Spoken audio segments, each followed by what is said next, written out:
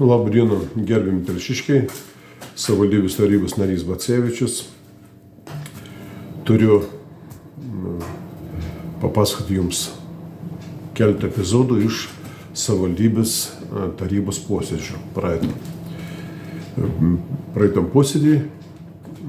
Tarp kitų klausimų buvo vykdoma ataskaita, visokių komisijų ataskaitas pas mus visada yra pateikiamas iki metų pradžių. Ir antikorupcijos komisijos ataskaita buvo. Aš esu antikorupcijos komisijos pirmininkas, aš tą ataskaitą pateikiau tarybai. Ir tarybos nariai ataskaitos metu gali uždavinėti klausimus, aš privalau atsakinėti klausimus. Ir taip ir buvo. Aš kaip pirmininkas, komisijos pirmininkas, mano yra pagrindinė pareiga komisijos pirmininko, tai organizuoti posėdžius, sudarinėti posėdžių darbotvarkę, sušaukti posėdžius, pravesti posėdį. Taip ir yra.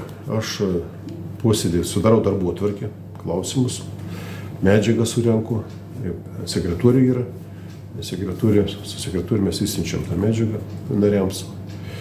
Organizuojamas, pravedamas posėdis yra.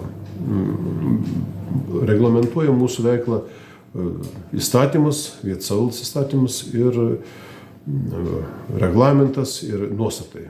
Antikorupcijos komisijos nuostatai, kurios tvirtina taryba. Ir nuostatas yra, ten yra viskas surašyta, kaip turi vykti,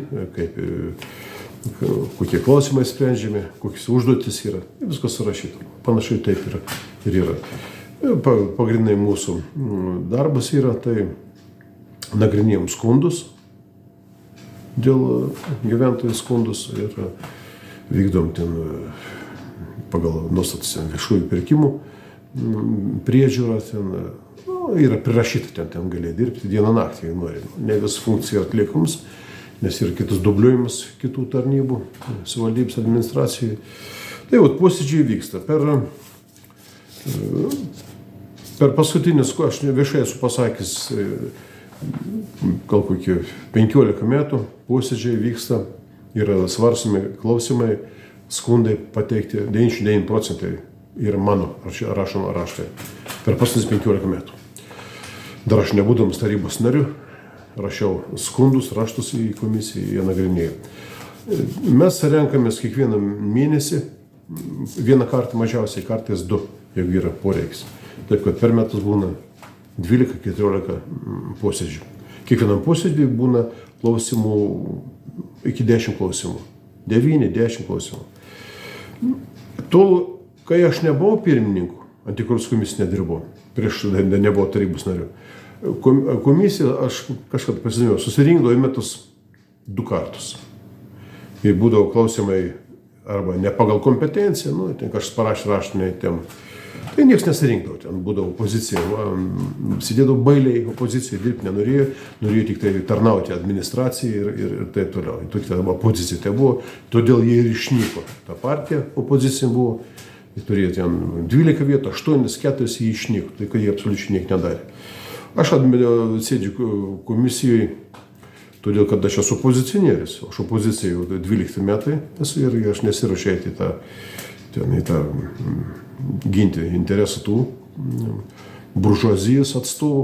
Aš ginu interesus, savivaldybės interesus, plačiaja prasme ginu ir gyventojų interesus. Didžiosios dalies gyventojų interesus, tai yra paprastų žmonių interesus ginu, tokie man interesai. Tie visi skundai yra orientuoti, dažniausiai visos temos yra orientuotas į socialdemokratų partijos atstovai ir valdančiųjų partijų atstovai. Dažniausiai. Jie dažniausiai patraukia dėmesį savo veiksmais. Ir aišku, jie nepatenkinti visi yra. Tas pats meras ten pas mus ir buvęs ne vieną kartą, dabar esu įtaisęs ir į teismus ir taip toliau.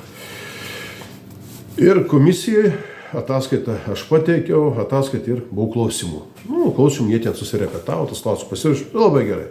Ir visokių klausimų uždavinėti, kiti klausimai tokie, bet norėjo pašnekinti jie mane. Tai klausimai apie niekus ten klausė. Ten mokymusi, reikia mokymusi. Vis nori pristatyti, kad aš esu nekompetentingas, kad aš nesuprantu, kad aš kaip pirmininkas blogai dirbu ir, jų akimis, aišku, aš blogai dirbu. Todėl, kad jie neišlenda iš komisijos, iš mūsų.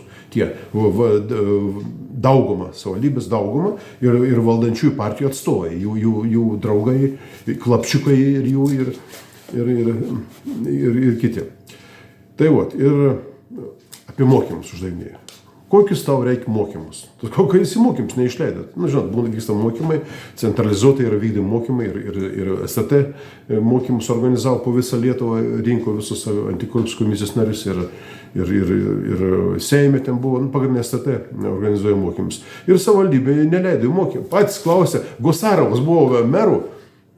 Ir pats klausė, kokiu reikia mokymus, kad tu neleidai mokymus važiuoti, nedai mašiną, turi duoti tarnybinį mašiną. O geriausiai pasakė dabartinis meras, tas ribotų supratimo meras Katkus, tai gaunant atlyginimą važiuokite.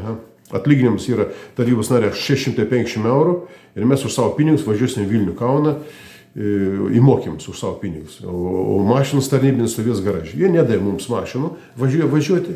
Dabar nesenai irgi čia buvo prieš kelius mėnesius, mes turėjom važiuoti. Niekas nedavė. Tas kauda išrašykite mums tą komandiruotę, ką nors, niekas niekam. Tai važiuokite už savo pinigus. Tai važiuosim už savo pinigus, 650 eurų gauni ir dar už savo pinigus tarnybinis reikalais važiuosim. Nereikia iš ko durnių. Tai ir ten klausimų uždavinėjo. Gerai, gal visi klausimai yra. Ten, pavyzdžiui, dėl tų skundų, aišku, ten skundai pertekliniai, o mažumos atstovas, nedaugos mažumos atstovas, turėjo tokių klausimų, mažumos atstovas, norėdamas palaižyti rankas ponams, skundai pertekliniai. Kokie skundai pertekliniai yra?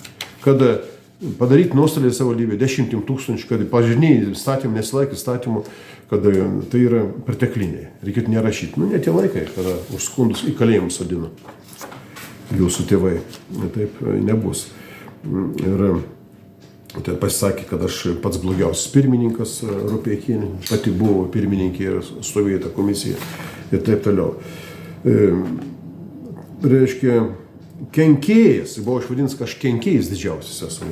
Aš sakiau, taip aš kenkėjas, kenkiu vagims, žulikams, kyšininkams, korupcionieriams, aš jiems kenkiu. Tiems, kurie vagia, kurie klastoja dokumentus, taip aš jiems kenkiu. Mano toks tikslas yra kenkti tiems, kurie kenkia visuomeniai. Taip mano toks tikslas kenkti. Kenkės, jų akimis aš esu kenkės, tai mano tikslas ir jiems kenkti, vagims vogti kenkti. Tai ir paskui jie gavo nominaciją, paskui savivaldybė gavo nominaciją, nuvažiavo į Vilnių, davė nominaciją skaidriausiai savivaldybė. Vėjai kažkokie. Ten patys socialdemokratai patys save apdovanoja. Davai valdžioje socialdemokratai, jūsų meras socialdemokratas ir jie apdovanoja ten skaidriausia savivaldybė korumpuota iki ausų pas mūsų savivaldybė. Korumpuota. Korupcija klesti. Iš teismų neišlendam. Teismuose skaidriausia savivaldybė. Tas pats meras teisme yra pretenzija 20 000 bachuriukų reikės gražinti.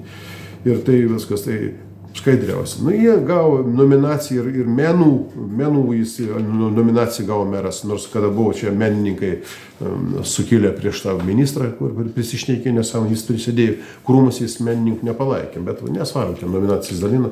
Čia panašiai yra kaip, žinot, mes turim ten Šiaurės Kaukazė, yra kur tas diktatorius ir medalių prisikabino, paskui sūnui visi medaliai, visi laipsniai sudalinti yra.